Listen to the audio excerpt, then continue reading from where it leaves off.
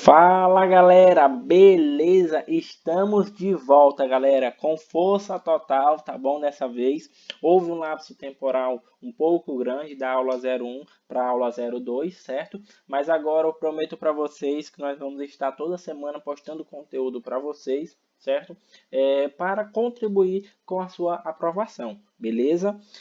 Sem mais delongas, eu vou pedir para você, se você não for inscrito, se inscrever no canal, seguir a gente no Instagram, siga junto com o curseiro e deixar um like no nosso vídeo, tá bom? Hoje, galera, nós vamos estar tratando, na aula anterior nós falamos do artigo 1º ao artigo 4º, certo? E hoje nós vamos entrar no artigo 5º, beleza? O artigo 5º, onde no qual trata dos direitos e deveres individuais e coletivos, certo? O artigo 5º, ele é um artigo muito grande, certo? Então, o que acontece? Eu vou dividir ele em algumas aulas, certo? Para o vídeo não ficar muito extenso e para vocês conseguir também compreender o conteúdo, certo? A aula de hoje eu decidi trazer os remédios constitucionais, que é um tema que também estar vindo sendo cobrado na prova de vocês, certo? Nós vamos dar início com o habeas corpus. O habeas corpus está inserido no artigo 5º, no inciso 68 da Constituição Federal. E a letra da lei diz: conceder-se-á habeas corpus sempre que alguém sofrer ou se achar ameaçado de sofrer violência ou coação em sua liberdade de locomoção, por ilegalidade ou abuso de poder. Certo? Então, o que acontece? O habeas corpus, galera, é um remédio constitucional onde você, quando você estiver vendo que provavelmente você vai ser preso, entendeu? Ou você já tiver sido preso, você vai poder usufruir deste remédio constitucional, onde no qual nós vamos ter o habeas corpus preventivo, certo? E o habeas corpus repressivo e o liberatório, que é o mesmo do repressivo, são apenas palavras, tá bom? O habeas corpus preventivo, ele vai ser usado quando a pessoa ainda não foi presa, mas está se sentindo ameaçada, tá bom? Eu posso até, inclusive, citar um exemplo para vocês, para ficar um pouco mais claro. O ex-presidente da República, Luiz Inácio Lula, quando ele estava sendo investigado pela Lava Jato, aquela coisa toda, diversos advogados do Brasil, certo, impetraram habeas corpus preventivo, certo? A respeito do ex-presidente Lula, certo? E o habeas corpus repressivo ou liberatório, como vocês preferirem chamar, é quando a pessoa já está presa e quer ter a sua liberdade. Positivo. Agora vamos aqui para alguns bizus, no qual você deve levar para a sua prova, certo?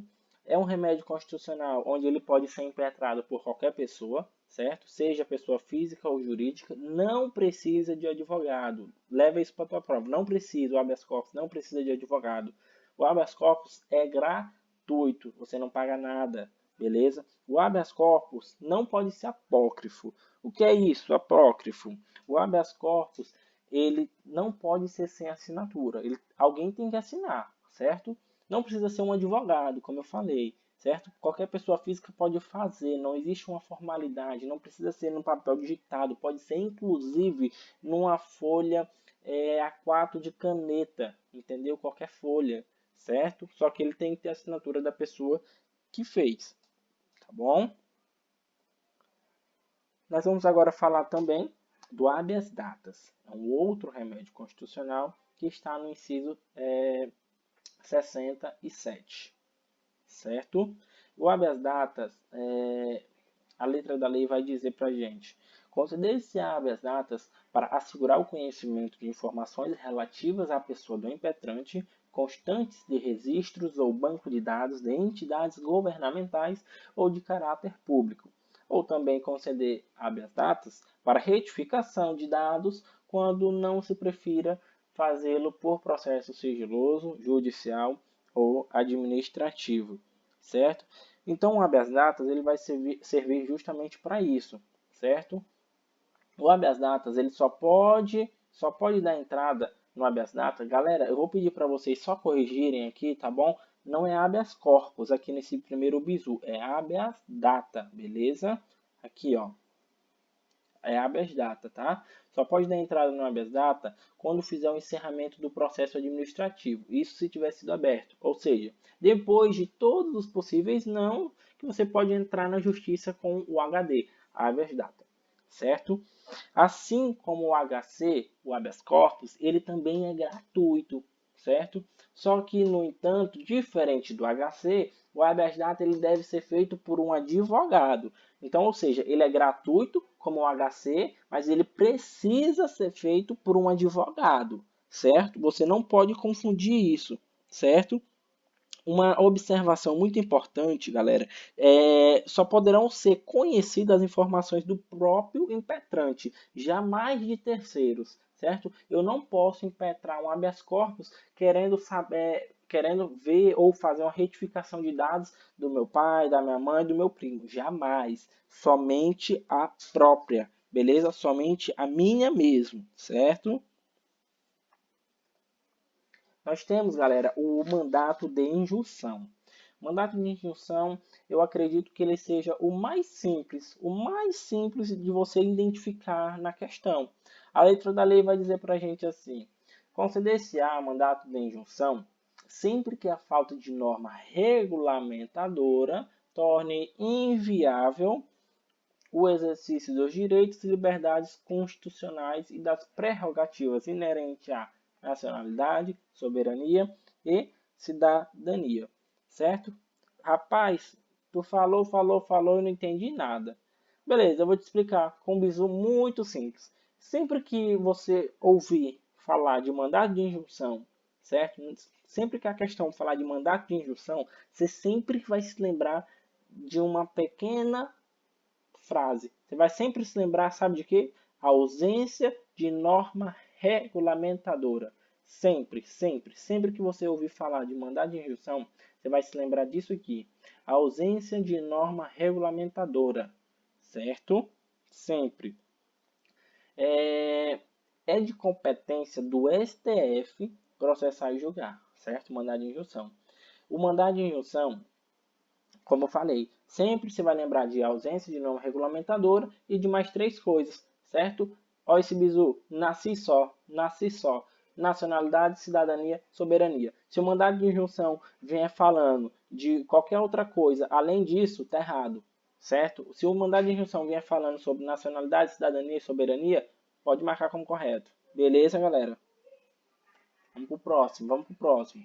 Vamos pra cima, vamos pra cima. Vamos em busca dessa aprovação, galera. Não desanima, cara. Olha, só interrompendo um pouquinho aqui a aula para me falar um pouquinho para vocês. O concurso da PM do Piauí vai sair esse ano. Não desanima, cara. Se você está assistindo essa aula, é porque com certeza você tem um projeto. Você quer passar nessa prova. Você vai fazer por merecer, cara. Estuda, que essa vaga é tua. Beleza?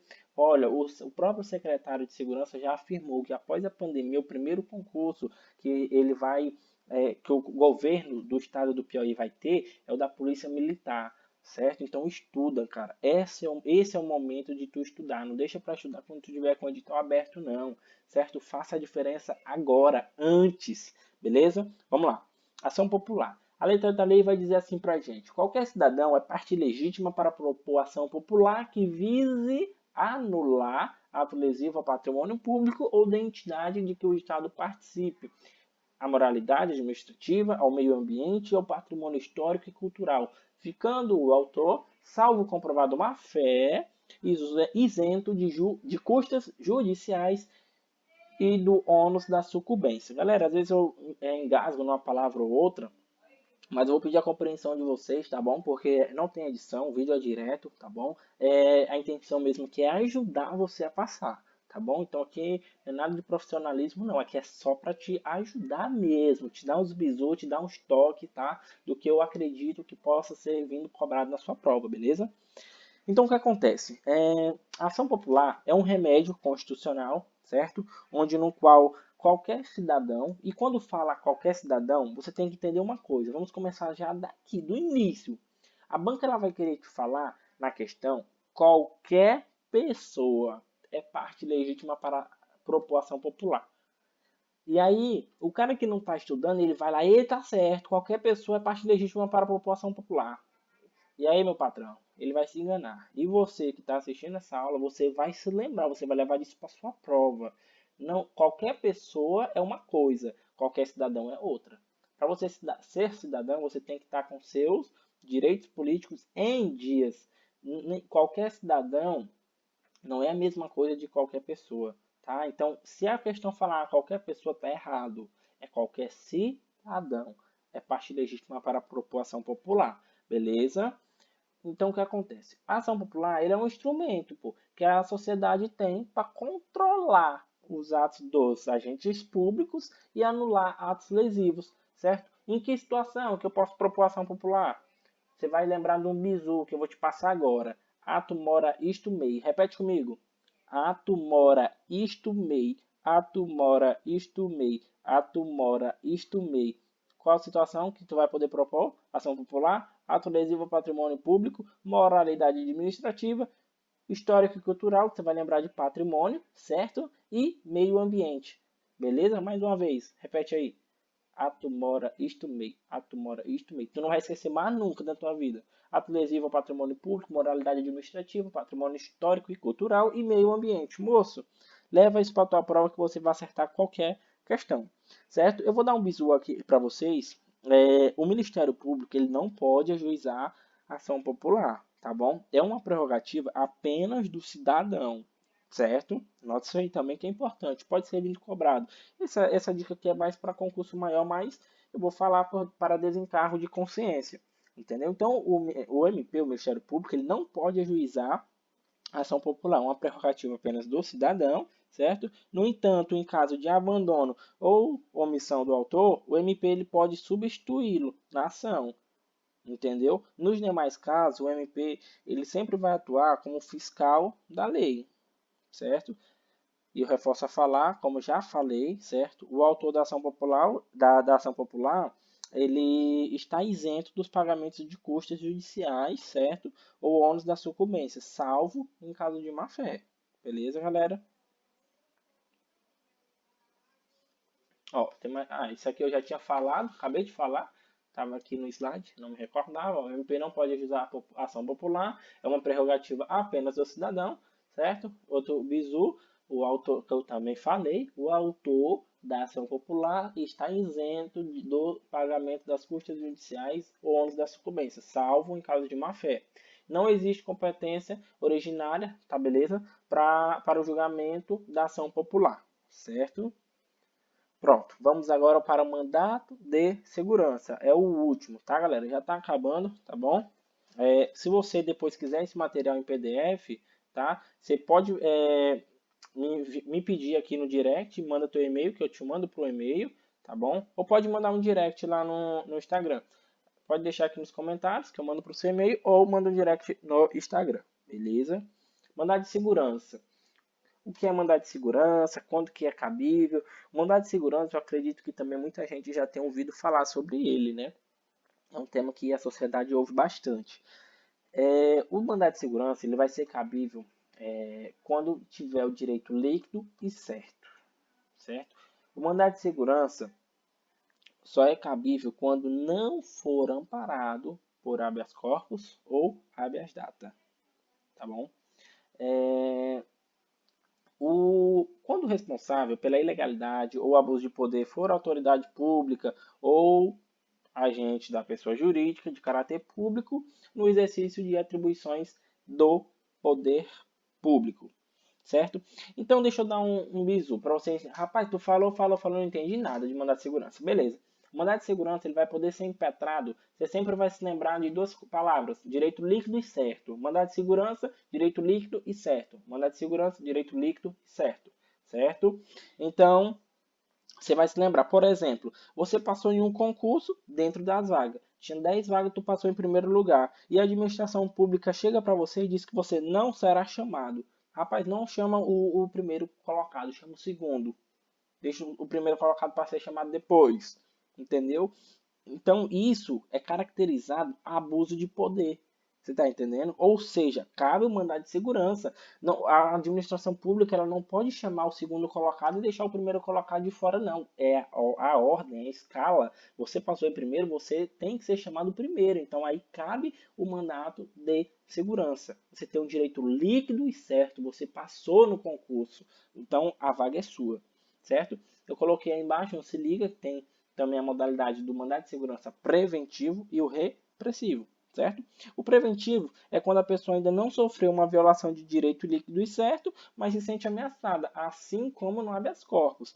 Por exemplo, deixa eu dar um exemplo aqui para vocês. Você não pagou o último semestre da tua faculdade, certo? E o diretor, ele é ruim, entendeu? E você já sabe que ele não entrega o certificado se não estiver com pagamento em dias.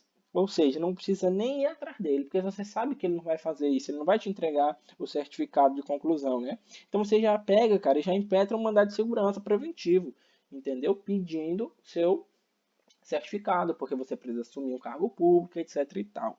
E tem o repressivo também, quando o direito líquido e certo já foi atingido, que foi no caso, por exemplo, que eu dei da pessoa que passa no concurso público em primeiro lugar, certo? E a administração pública não o chama, beleza?